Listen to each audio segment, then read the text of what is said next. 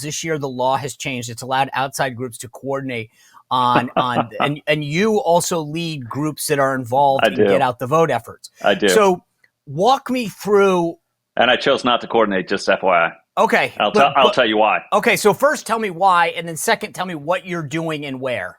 So the FEC, Federal Election Commission, made a decision earlier this year that campaigns and outside groups like myself, American Majority Action, could coordinate on canvassing, on doors only.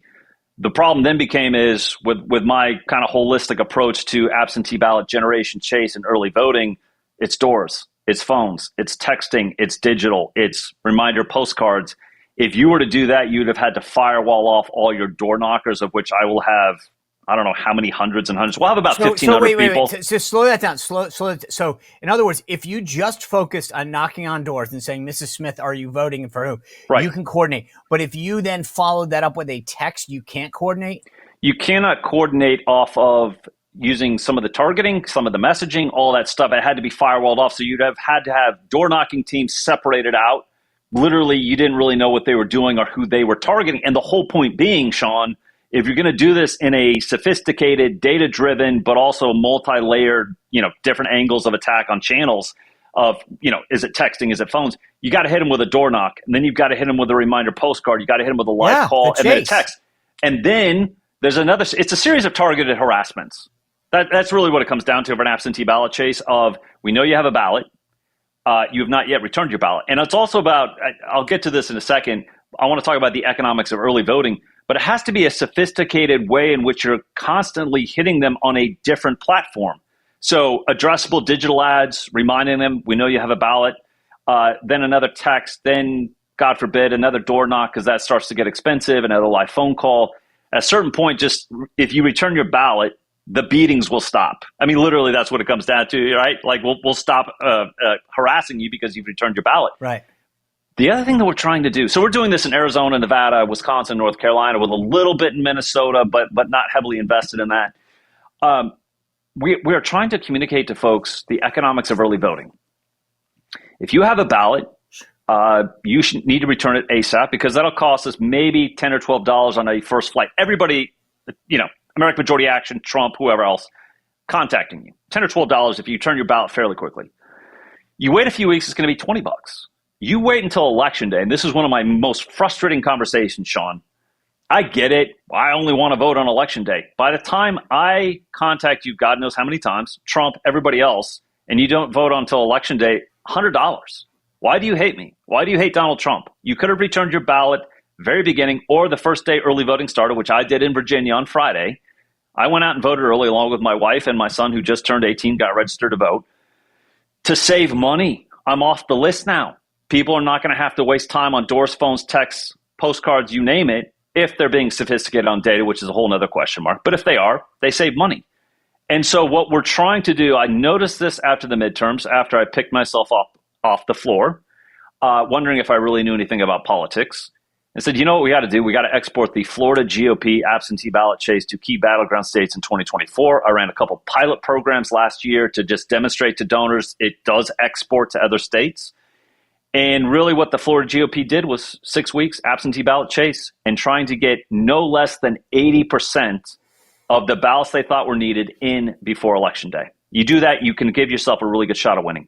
So I live here in Virginia, and you're telling me, and I'm by the way, I always vote early, but you're saying I should go down literally this afternoon, cast that ballot because it's $12. It's going to cost them $12 now that they've sent me some text and whatever. The longer I wait, it becomes closer to 100. So I'm saving them upwards of 80, Well, it could be a factor of 10 if you wait until Election Day. And I tell people this, and I would say we do a lot of trainings through our C3 American Majority. The whole point being, first of all, campaigns, the only campaign that I knew of in recent times that had way too much money and didn't know what to do with it was Obama's, right? Most of the time you don't have a whole ton of resources that you're just laying around like I'm just going to throw into crazy stuff. So save the campaign's money to allow them to refocus those very, important resources to target those who are a bit slower to get to the polls to get to that 80+%. Because my whole point being, Sean, focus on those things, but also to create a narrative. If you can create and show in the numbers a narrative that Donald Trump and these 7 states that we know will decide the White House is either in the lead or narrowly behind on the ABEV vote coming into Election Day. Traditionally, Republicans crush the Election Day voting by significant percentage. If he comes in anywhere close to the lead on Election Day in these key states, Donald Trump will be reelected to the White House. So, honestly, I'm concerned about the ground game on the Trump side. A little bit. Okay. So is it? No, but I mean, because they decided that outside groups are going to carry most of the burden. But to me, I feel like for the first time, they're basically saying, we'll trust you guys, not you, but like you outside groups. And we hope that you do really well. And we hope that you execute and we hope that you follow up. I'm like, that's a lot of trust putting in for the first time ever. It has caused me real concern on some level, Sean. I tell my staff all the time, though, we are only in control of those things that we actually control. I would strongly it's like the encourage serenity prayer. I tell them, do not stress about things that you do not control. We only have so much bandwidth and funding.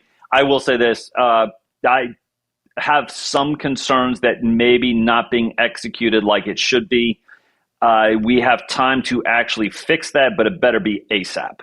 So tomorrow, James Blair's on the show, political director for the Trump campaign. Yeah, I know James very well. What should I ask him? How's the ground game going? How's the field game? How's the AB generation and chase program going? How's the early vote going? Is there accountability in regards to these groups actually doing what they're supposed to be doing? And I would ask him, I actually do trust Tim Saylor very much, who's running the data program for the Trump campaign, grassroots targeting, Blaze Hazelwood, Tim Saylor. They're doing an excellent job. The question is, are we able to utilize that data like we should be to make sure the ABEV vote is going as well as it could be? And then what are the plans for the Trump campaign to make sure that any gaps they might see in the outside groups are being addressed and funded correctly? Okay. Ned, I can send you more questions. No, yeah. Hey, you got my stuff. You got 24 hours. Congratulations on the book. If you're interested in American Leviathan, the links are in the show bio. Go check it out there. We'll tweet it out, obviously. Continue to rock it. And I think, especially for folks who are thinking about going into the Trump administration, I would read this book. I would understand what you're up against so that you're not on day one going, oh my gosh, why didn't anyone tell you? Ned Ryun is telling you now what you are about to face. So and people ask me, why did you? So the publishing house said, hey, we could do a hardback and publish this in January of 2025.